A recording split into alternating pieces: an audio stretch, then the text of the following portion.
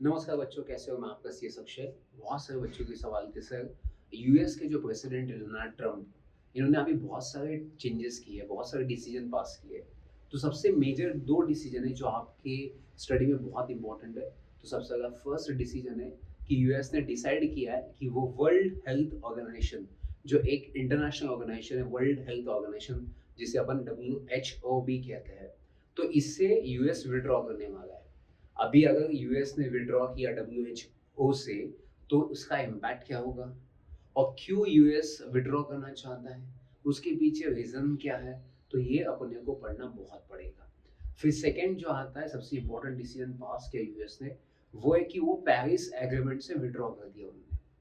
अब अपने को देखा जाए तो ये दो इंस्टीट्यूशन को पढ़ना पड़ेगा इन डिटेल में कि ये इंस्टीट्यूशन क्या कहता है, इसका इम्पैक्ट क्या होने वाला है, इंडिया का इम्पैक्ट क्या है इसके ऊपर। तो ये अपन डिस्कस करेंगे। तो सबसे पहले फर्स्ट बात करते हैं वर्ल्ड हेल्थ ऑर्गेनाइजेशन। अभी डब्ल्यूएचओ ना, क्या हुआ कि ये फर्स्ट टाइम ऐसा नहीं कि Donald Trump is trying to withdraw from WHO. तो ये पहली बार भी हुआ था 2020 में अराउंड। बट 2021 में जब जो बाइडेन आया था, तो जो बाइडेन ने वापस उसको रिट्राइव किया था, कि बोला था कि हम डब्ल्यूएचओ के मेंबर्स रहेंगे। तो ये डोनाल्ड ट्रम्प का पहला भी ट्राई था, तो ये सेकेंड ट्राई माना जाएगा। तो एग्जाम में ये अगर क्वेश्चन पूछा आपको कि ये फर्स्ट टाइम ऐसा हुआ है कि नहीं, ये पहली बार भी हुआ था, ये सेकेंड टाइम या तीसरे टाइम भी ये डोनाल्ड ट्रम्प करना चाहता है और विड्रॉ करना चाहता है डब्ल्यूएचओ से। अभी सबसे मेन इम्पैक्ट क्या है? देखिए, डब्ल्यूएचओ की अगर मैं बात करूँ तो 20% फंडिंग, जो 20% बच्चों फंडिंग जो आता है वो डब्ल्यूएचओ को, वो यूएस से आता है। यूएस के पास एक्सपर्टीज भी है। बट यूएस क्यों विड्रॉ करना चाहता है, इसके पीछे क्या क्या रीजंस हो सकते हैं? तो सबसे पहले फर्स्ट, यूएस को ना कोविड-19 में जो डब्ल्यूएचओ ने जो रिस्पॉन्स किया था, उससे सेटिस्फाइड नहीं है भाई साहब। क्योंकि आपने जो आपका जो इंक्लाइन था, आपकी जो सर्विसेज थी, आपकी जो एडवाइसेस थी डब्ल्यूएचओ की इन केस ऑफ कोविड में, वो कोई काम की नहीं थी या उससे सेटिस्फाइड नहीं है। ये पहला रीजन था जिससे वो विड्रॉ करना चाहता है। सेकंड जो होता है, वो बायस बहुत है डब्ल्यूएचओ, मतलब चाइना को ज़्यादा फेवर करता है या बाकी कंट्रीज को कम फेवर करता है। तो ये यूएस का स्टार्टिंग से रहा है कि भाई साहब ये बायस जैसे काम करता है। और तीसरा सबसे मेन रीज़न था कि फाइनेंशियल बर्डन बहुत है।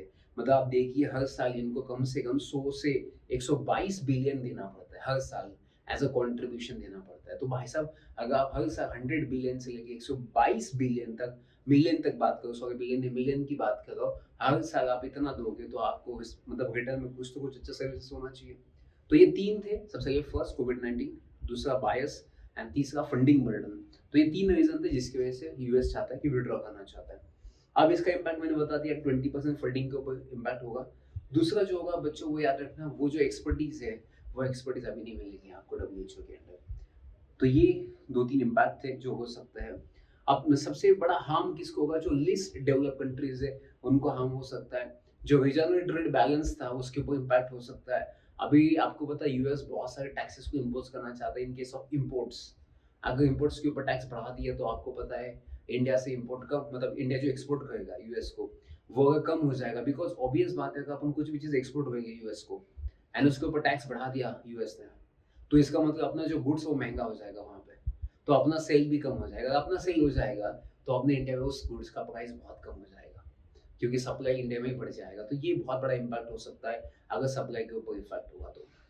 तो ये चीज़ आपको कंसिडर करनी पड़ेगी। दूसरी जो है बच्चों, strong green growth. Green growth मतलब क्या बच्चों? बेसिकली अगर याद रखना कि यूएस जो बेसिकली उसने पेरिस एग्रीमेंट से विथड्रॉ किया है।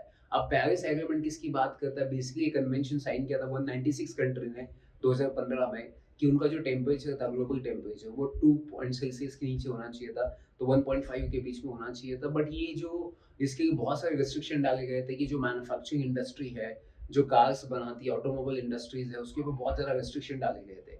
बट अभी यूएस का सबसे ज़्यादा जो सेल है, जो प्रॉफिट है, वो आपको पता है ऑटोमोबाइल इंडस्ट्रीज में है। तो यूएस कैसे अपने खुद को इम्पोज कर सकता है ये सब रिस्ट्रिक्शंस? तो ये बहुत डिफिकल्ट है यूएस के लिए कि पेरिस एग्रीमेंट को वो अपने देश में इम्प्लीमेंट करे। तो ये कुछ हो सकता है। अभी इसका मेन इम्पैक्ट क्या होगा? डीग्लोबलाइजेशन होगा। मतलब जो ग्लोबलाइजेशन पहले होता था, वो अभी बहुत कम हो जाएगा बच्चों। क्योंकि अभी देखिए, अगर एक कंट्री ने विथड्रॉ कर दिया, तो ऑब्वियस बात है आपका सर्कुलेशन ऑटोमेटिकली स्टॉप हो जाता है। यूएस एक मेन प्लेयर था मार्केट में, जिसकी वजह से बहुत सारा सर्कुलेशन होता था गुड्स का या सर्विसेज का, या आप करेंसी का भी कह सकते हो। तो पेरिस एग्रीमेंट 196 कंट्री ने साइन किया, 2015 में साइन किया बच्चों। इनकी 21st कॉन्फ्रेंस ऑफ पार्टीज हुआ था, कहाँ पे हुआ था? पेरिस फ्रांस में हुआ था, ये याद रखना आपको। ठीक है, तो ये कुछ रीजंस थे या कुछ आप कह सकते हो डिसीजन थे जो यूएस ने अभी पास किए।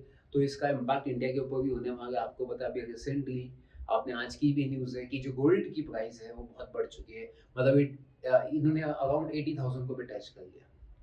अब आपको पता है ना, जब गोल्ड का प्राइस बढ़ेगा, because basically we are importing the gold from the different countries, तो गोल्ड अगर इम्पोर्ट करें तो ऑब्वियस बात है बच्चों, गोल्ड अगर बाकी कंट्रीज में रिस्ट्रिक्शन ज़्यादा टाइट कर देंगे या उसके ऊपर ज़्यादा रिस्ट्रिक्शन आप डाल दोगे तो ऑब्वियस बात है ये कॉस्ट बढ़ जाती है। Restriction means cost, compliance means cost.